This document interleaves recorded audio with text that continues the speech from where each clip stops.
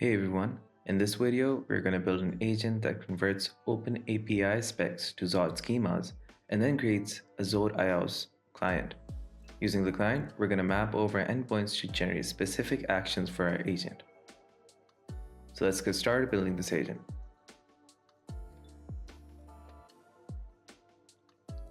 So we're just going to run USDK create and give it a basic prompt just to get started.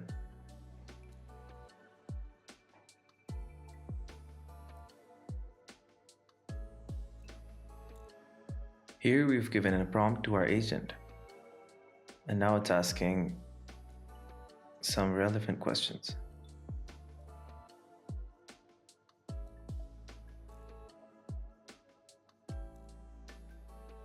We can ask the agent to just complete the interview by itself.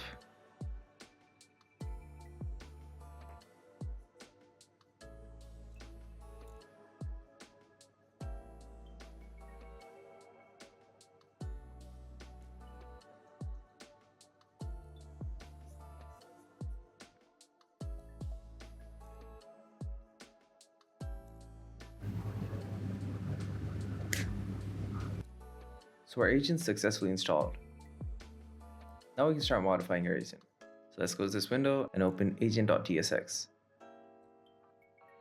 I'm just going to import the relevant dependencies and just remove unnecessary ones. I'll make this quick.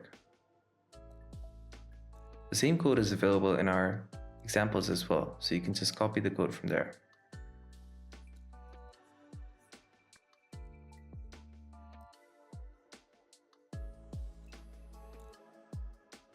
Now let's create our component.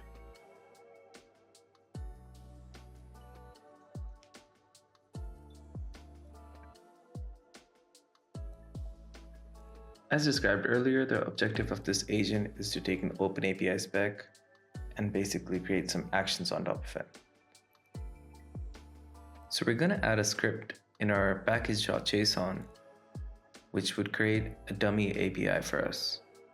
We're going to use Swagger.io's official pet store API as an example, but you can choose to have any open API spec here. Again, the code is available in our GitHub. You can copy and paste it from there. We're going to run our generate API script, which is going to download the OpenAPI YAML file from the link, and it's going to create a Zod schema.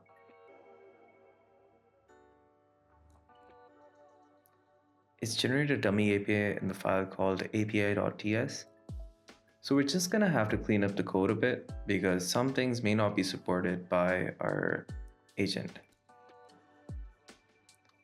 First things first, remove the .partial keyword from everywhere in the code and .optional as well. We don't want to give the agent a choice in choosing these parameters.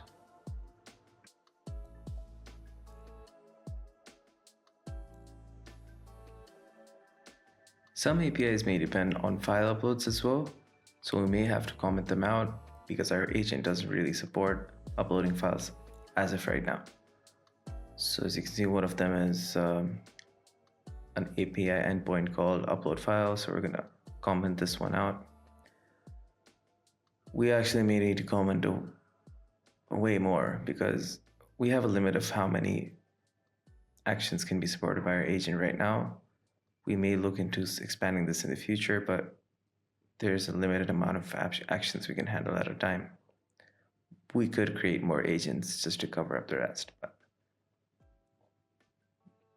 just for demo purposes, we're going to give this a go. We're going to import our API from the api.ts file. This is a Zod IOS API client. It contains all of our endpoints and all of our schemas.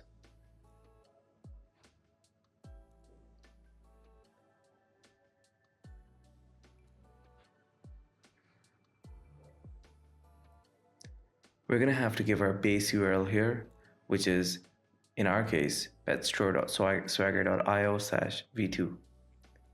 In your case, it may be just your server.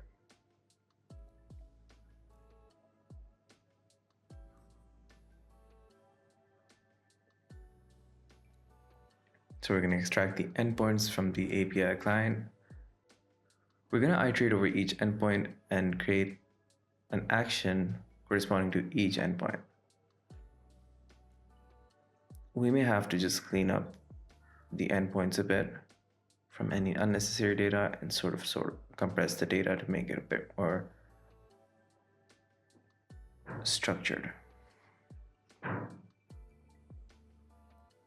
So just for the sake of simplicity, we're just going to cater to endpoints which have body parameter or a query parameter, not the ones with a path parameter. Although that could be done as well. It's not as hard as we think, but it's way more simpler to think in just query parameters and body parameters.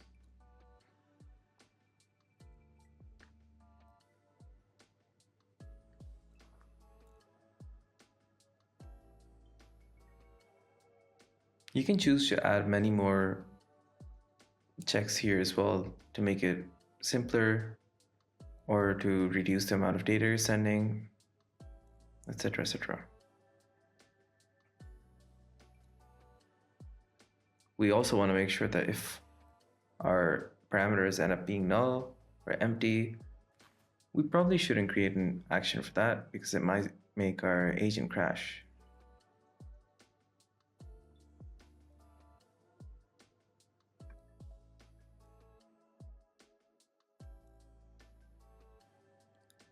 Now we're gonna start building out our schema in a general way for each endpoint. So I'm just defining some booleans which are gonna help us decide what kind of schema I want to send forward.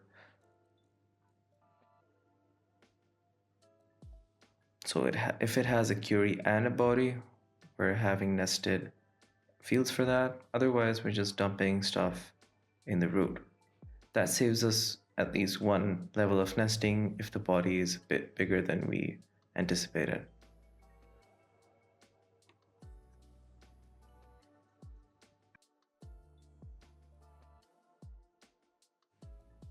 Again, if our schema ends up being null or empty, we should probably not create an action for it. So we're just going to turn null.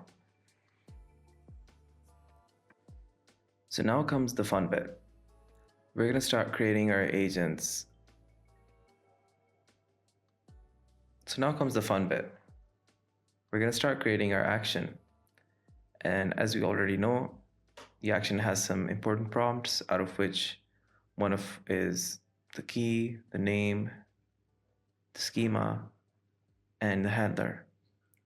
So since we're mapping over each endpoint, and each endpoint has its own name, or API name at least, we're going to assign that to the name and key.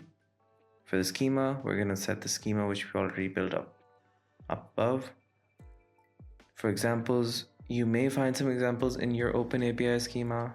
If you don't, you can just give an empty array here. I do recommend you keep some examples in your OpenAPI spec. For the description, again, it pulls it out of the endpoint by default. Otherwise, we can build one using just the information we have already.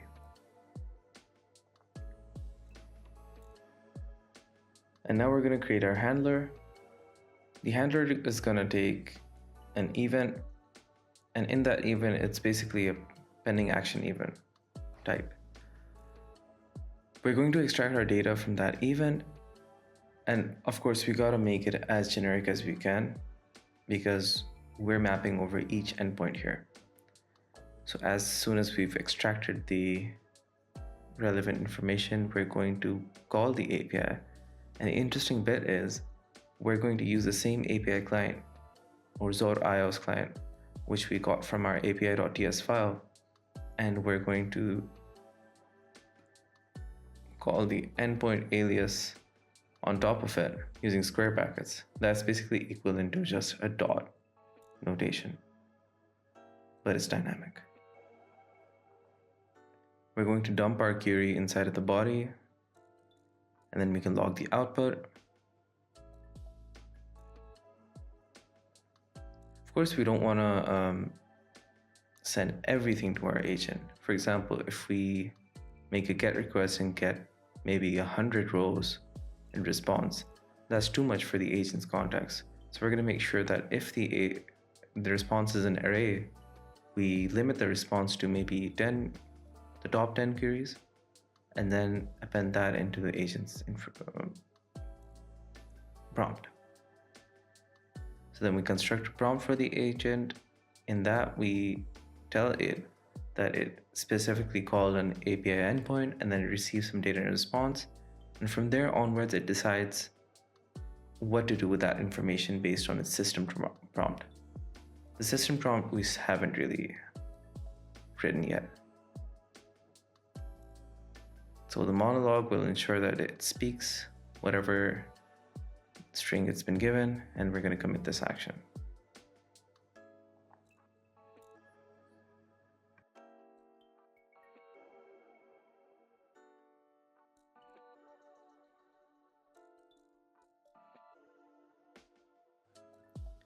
So now we're going to write the system prompt for this agent.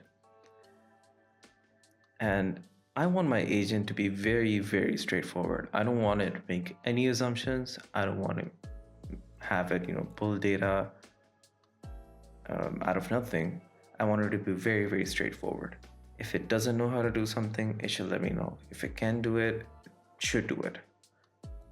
I give it a list of actions which are supported. For that, I map over each endpoint and I join them with a new line, which ensures that a list will be given to the agent. One caveat is that I should also filter out the ones which aren't possible at all to ensure that it just doesn't make any dummy calls by mistake. So let's give it a go. So I'm going to ask Owen, my agent, what it can do for me. And it says it can assist maintaining information about pets, like adding new pets, updating their details, etc. So I'm going to have it create a pet. So the good part is it asks me for any data I want to give. And right now I just wanted to make some assumptions and create something.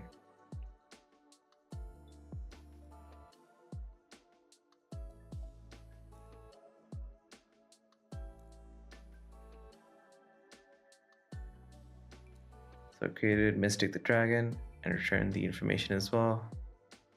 And there you go.